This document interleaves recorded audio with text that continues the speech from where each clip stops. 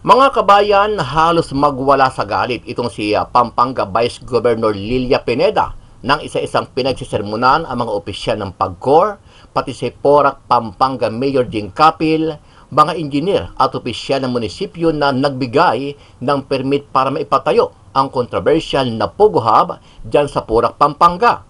Maging ang may-ari ng lupa na sinasabing inupahan at pinagbilhan ng mga investor ng Pogo ay hindi rin nakaligtas.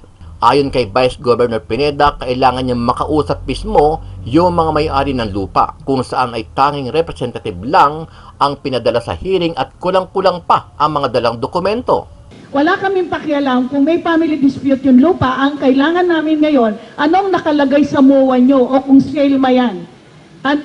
Yun ang gusto kong dalhin nyo bago ko ay tinawag, dalhin mo na, ayoko ibabalik ko sa susunod na hearing. Matatapusin natin ngayon to. Dala mo ba? MOA or sale? Yung iniingi kong isubmit niya yung kanilang, ano ang use ng lupa, kung lease o kung deed of sale yan, isubmit mo. Kailan nag-umpisa yung lease na yan? At kayong owner, isang compound yan, private property. Kaya gusto kong patawag yung owner mismo. Bakit ikaw ang nagpunta? Hindi naman ikaw ang dapat mag-represent. Kasi kailangan explican nila yung kanilang MOA, lease, and o kung sale man yan. Kasi doon tayo babase. Kayo ang owner doon, private property yan, ang taas ng bakod, compound nyo yan. Compound nyo. Ano ang laman ng list nyo o kung sale ma yan? Pinababayaan nyo na ba na gano'n ang mga activities ng kalis nyo? Maging ang lapses o kapabayaan ng PAGCOR ay hindi rin pinaligtas ni Governor. Ayon kay Pineda, dahil sa nangyari at pagkakadiscover ng illegal na Pogo Hub sa kanilang lugar, nadamay at nasira tuloy ang imahe ng kanilang probinsya. At kahit humingi pa ng sorry ang PAGCOR, ay wala na ring saysay dahil nangyari na at posibleng mahihirapan ng ibalik ang tiwala ng publiko dahil sa nangyaring issue. I am hoping po na hindi na po ulit mangyari yung lack of communication. PAGCOR, na-damage na yung probinsya namin, pinakamalaking human trafficking, scam ang Pampanga. Susunod, hindi na mangyayari. Dapat kayo PAGCOR, dapat bibiripin niyo yung LGU kasi nagtuturuan tayo kung sino talaga yung merong lapses yung damage namin, na-done na, wala na tayong magagawa doon. Pero sabi ko nga sa'yo, yung lapses nyo rin, yung may lapses din kayo, aminin mo may lapses din kayo, di ba? Kasi dapat, hindi lang naman isang buwan, 5 buwan ginagawa itong 46 buildings, di ba? Dapat hindi lang 2023 yung kinancel yung kanilang license. Kasi dapat iniisip nyo na, teka muna, meron yata mga idadagdag na mga illegal activities ito.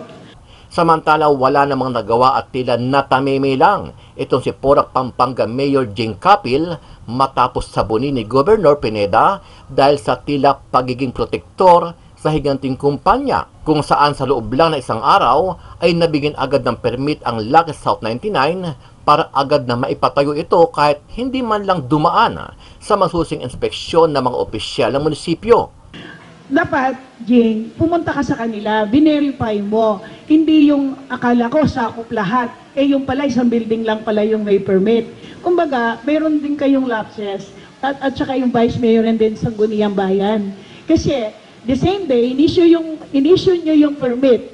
Itong mga nag-a-apply sa inyo, masyadong controversial.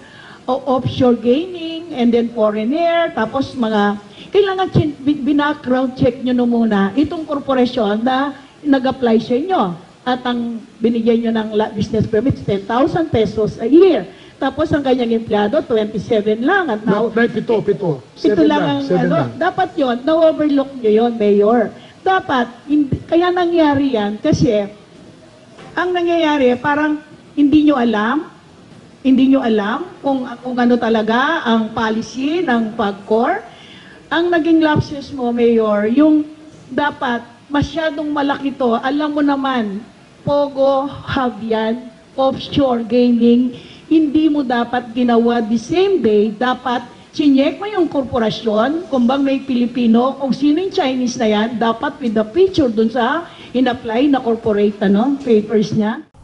Maliban kay Mayor Kapil, sinabundi ni Pineda ang Engineering Department dahil sa pag-i-issue nito ng building permit kahit hindi man lang binerified ang mga requirements o mga dokumentong kailangan para makapagpatayo ng hindi lang iisang building, kundi umabot pa ito ng 46 na building at kalaunan ay nakapag-deploy pa ng libu-libong empleyado kahit ang nakalagay sa kanilang in-apply permit sa City Hall ay 7 empleyado lang. Teka muna, engineer.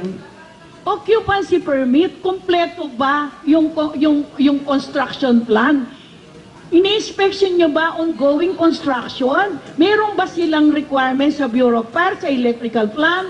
Kompleto ba sila ng mga plano nung tinatayo yan? Binigyan nyo na sila ng occupancy permit. Alam mo ba, nung nagkaroon na supermarket na bumagsak, di ba, governor ako noon, sinasabi ko, hindi ka pwedeng magtayo ng mga building, kailangan may soil test ka muna. Kasi yung porak, dinagunan ng mga laharian. Tinabunan halos ang buong porak. Kaya sabi ko, dapat maging aware yung mga engineering department ninyo na hindi ka dapat mag-i-issue ng building permit. Kompleto ka ba, Glenn, ng building permit mo? Yes po, Nay. Yung mga plano nila, kompleto ka. Kompleto po, Alam Nay. ko kung anong specification ng materialis nila. May kopya ka sa lahat ng 46 Yung pong- building. yes Ilang po, building Nay. nga meron kang building permit? Yung 41 po plus royal time. Meron ka lahat ng Meron po. building Dala ko po. permit? Meron po building permit. Bigyan mo kami ng kopya, Glenn. Meron no? po. Dala ko. Yung Dala ko ano, po. Bigyan mo Bang kino-construct yan, nakatingin ng municipal engineer mo? Ang contractor ba ng mga 46 building nakikipag-cooperate sa'yo? Ano ang masasabi mo dito, kabayan? Sa iyong palagay, totoo kaya na maraming pagkukulang ang mga LGU at iba pang involved dito? O baka naman sinasadya at nagkabayaran lang ng milyones na pera galing sa mga higanteng negosyante at scammer na mga dayuhang Chinese? Sama-sama nating panuorin ang buong video at pakicomment nyo po ang inyong mga reaksyon at sariling opinyon. Pero bago yan, muli po ako nag-iimbita. Sa mga hindi pa po nakasubscribe sa ating channel na Kabayan News PH, pakipindot po ang subscribe button at pakiclick na rin ang notification bell para lagi kayong updated sa mga bagong upload natin na rigid at napapanahong balita. Para lang, we could hold you liable kung sakaling ito talaga. We already sent the copy, Your Honor, a while ago, Your Honor. 8 o'clock, Your Honor. The report, Your Honor. Oo. Kasi sabi mo, no, hindi naman pala yung lupa ng mga kliyente mo ang pinag-uusapan dito. Actually, but, Your Honor, the actual, Your Honor. No, because you stated that you are the lawyer of the owners of the property, which is the subject of this inquiry. Tapos sabi mo, hindi naman po yung property ng client ko ang raid. Ba't ka Your Honor, nagreklamo? it's different of the Grand Palazzo is different No, we're not building, Your talking Honor. about Grand Palacio. Whatever. Grand Palacio o yung Sino ba lugar. yung... Sino, Apunay. Ikaw rin ang nagre-represent nung lupa na pinatayuan itong mga malalaking building na to. Ikaw din ang representative ng owner. No, Your Honor, the building is not, Your Honor, the subject. Hindi, yung lupa. Yes, Ikaw ang ma'am. representative nung landowner. Yes, Your Honor. Yes, Okay. Your Honor. Itong landowner na kinalalagyan ng 46 building, ano ang ginawa ng landowner? Lease ba? Deed of sale? Ano ang agreement nyo dito sa co-operator na to? Anong papeles nyo na pinaintulutan nyo to? Pinaintulutan ng landowner ito? There's a document, Your Honor. Actually, Your Honor, but I cannot answer that accurately, Your Honor, because that question here is pending in the court now, Your Honor. Wala akong pakialam sa court na nakapending. Ang sa akin lang, ang MOA, deed of sale ba? List yun lang, dalawa na yun na pinadadala ko sa inyo bago kayo magpunta dito. List ba ng operation or sale? Yung 10 hectares na yun na kinilalagyan ng 46 building. Ano, sagutin mo lang yun. There's a contract to sell, Your Honor. Contract to sale. Yes, Your Honor. Contract. Ano, nalipat na ba? Merong kopya. No, we do not have any, wala naman kami, hindi naman kami nagko-question kung ano man merong pinag-usapan sa husgado. Yes, yes. Ang tanong lang namin, no, regardless who has a better right over the property, ano yung kontrata ng operator ng Lucky Pogo, South 29 Lucky South, dun sa inyo? What is the contract with your client? We Is don't it have a contract to the Lucky South, Your Honor. contract to sell? No, Your Honor, Ano not no? Lucky South, Your Honor. Ano It's no? Whirlwind Corporation. Whirlwind Yes, Corporation. Your Honor, not Lucky South, Your Honor. So Whirlwind Corporation is the one leasing it to Lucky South. Yes, sir, and Subleasing. some of the property have a contract of lease, Your Oh. Honor. Lease. Lease and contract to sale. Kasi it doesn't matter, ano lang Lease yan. and contract to sale. Interlocking directorship pa niya, nagkakaintindihan tayo dyan, no? Yes, Your Honor. One and the same corporation yan, no? Whatever, anong company, sila pa rin ang owner. Sila Sila pa pa rin rin ang ay- nag-umpisa. Sila pa rin ang owner. Sila pa rin. Wala kaming pakialam kung may family dispute yung lupa. Ang kailangan namin ngayon, anong nakalagay sa MOA nyo o kung sale ma yan. Yun ang gusto kong dalhin nyo bago ko kayo tinawag. Dalhin mo na, ayoko ibabalik ko sa susunod na hearing. Matatapusin natin ngayon to. Dala mo ba? MOA or sale? Dala mo? The letter, Your Honor, just pertain to the Panyara, ganito naman muna. Your Honor. Whatever, kahit ano. I have the documents, sir. Ganito lang. Sino bang mga landowners ang re-represent ko? Could you please state the names Sino of lang? the Ilang names ang landowners? Para lang alam re-represent namin mo? kasi we're confused eh. Ronald Cruz, Your Honor. Sige. Nila Cruz de Guzman. Froilan Cruz. Celine Cruz Roque, Your Honor. Pamilya ng Cruz. Sila Yes, yung mga Same family, ah. Yes, Your Honor.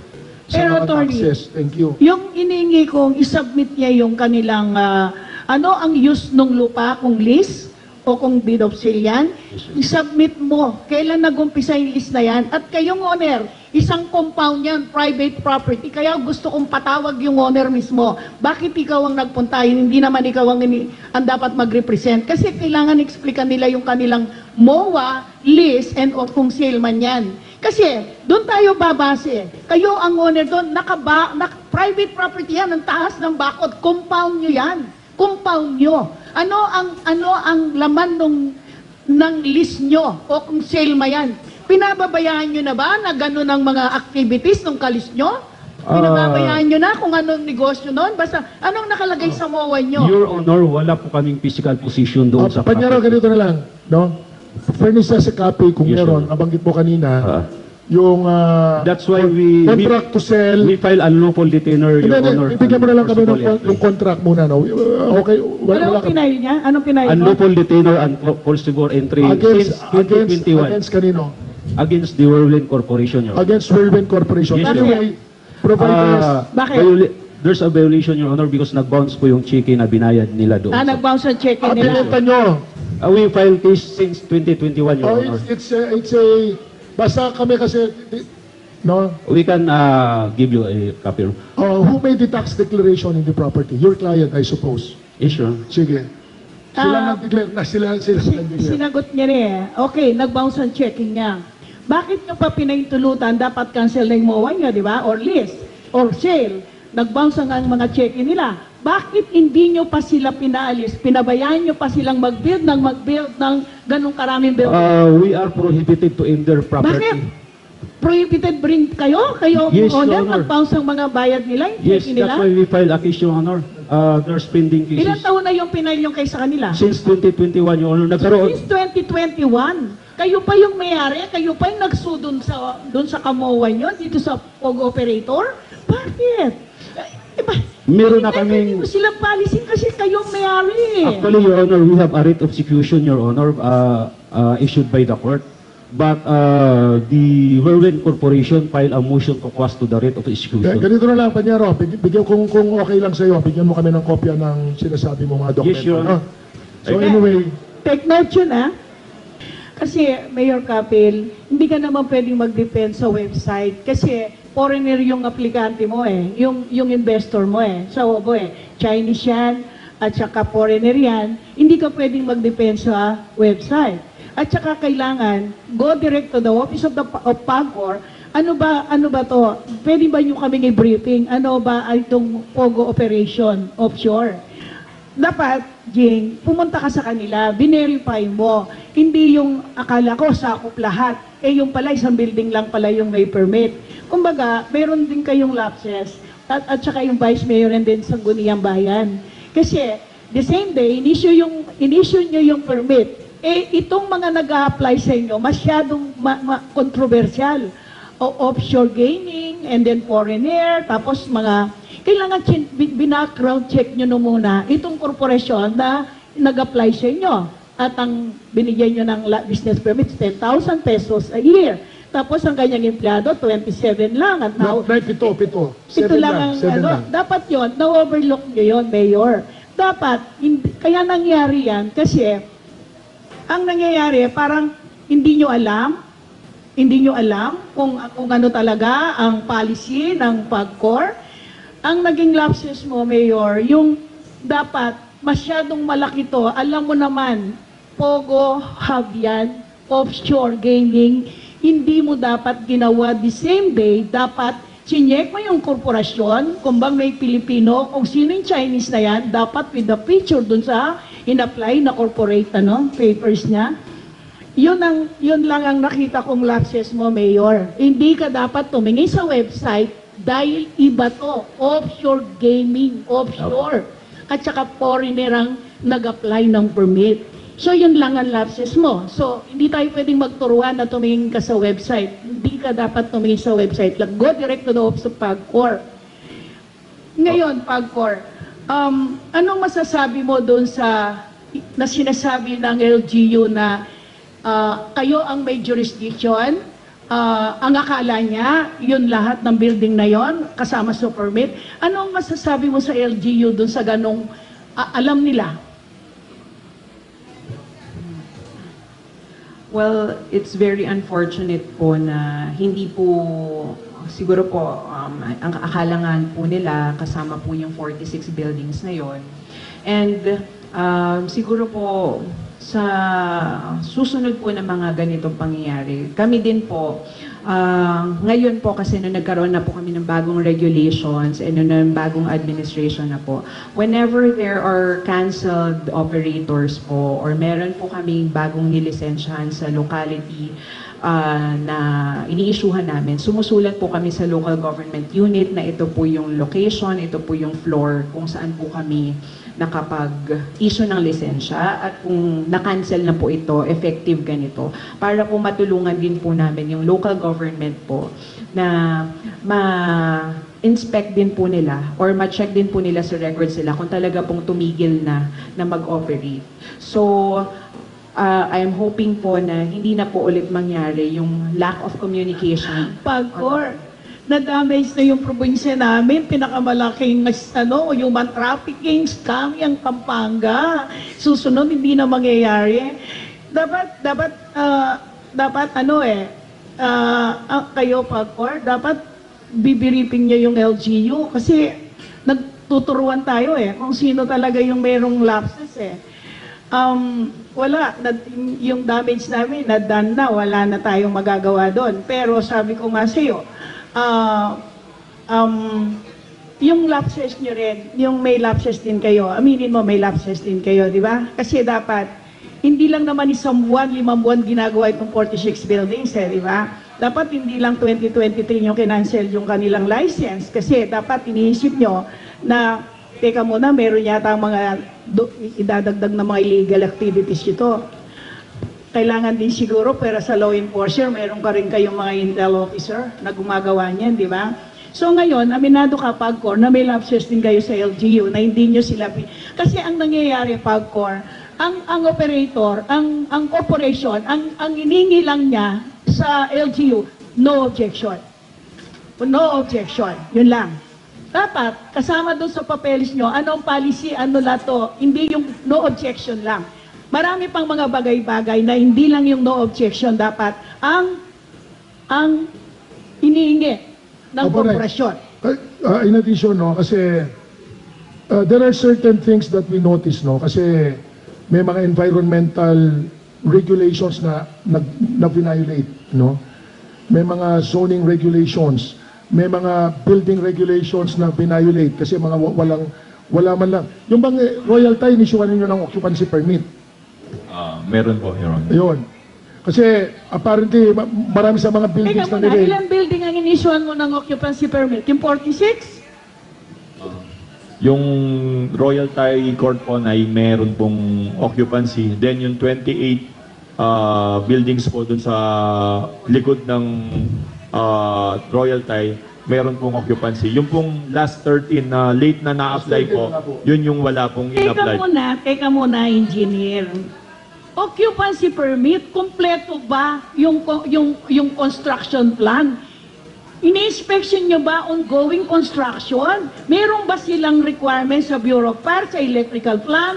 Kumpleto ba sila ng mga plano nung tinatayo yan? Binigyan nyo na sila ng occupancy permit. Alam mo ba, nung nagkaroon na supermarket na bumagsak, di ba, governor ako noon, sinasabi ko, hindi ka pwedeng magtayo ng mga building, kailangan may soil test ka muna. Kasi yung porak, dinagunan ng mga laharian. Di na kinabunan halos ang buong pora. Kaya sabi ko, dapat maging aware yung mga engineering department ninyo na hindi ka dapat mag-i-issue ng building permit. Kumpleto ka ba, Glenn, ng building permit mo? Yes po, Nay. yung mga plano nila, kumpleto ka. Kumpleto po, Alam Nay. mo kung ano yung specification ng materialis nila. May kopya ka sa lahat ng 46 Yung po, building. yes Ilang po, building Nay. ang meron kang building permit? Yung 41 po plus Royal Tide. Meron ka lahat ng Meron po. building Dala ko po. permit? Meron po building permit. Bigyan mo kami ng kopya, Glenn. Meron no? po. Dala ko. Yung Dala ano, ko po. Bigyan mo Aba bang kinoconstruct yan, nakatingin ng municipal engineer mo? Ang contractor ba ng mga 46 building nakikipag-cooperate sa'yo?